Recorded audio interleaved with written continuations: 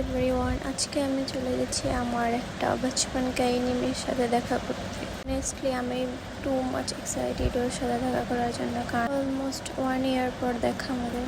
তো এই যে সাতচন্নি এসে পড়েছে ভাইয়ের নিয়ে, ওর আস্তে আস্তে আমরা ভিডিও শুরু করে দিছি।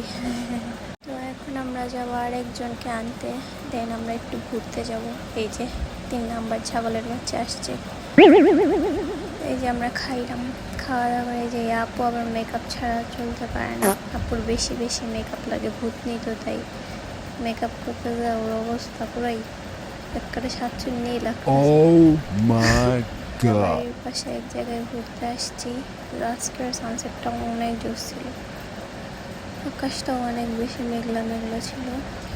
আমরা ঘুরতেছিলাম আর ভিডিও করতেছিলাম। আর কি করবো, খাওয়া দাওয়া তো আর কাম নেই, ঘোরা ছাড়া ভিডিও আর ছবি তোলা ছাড়া।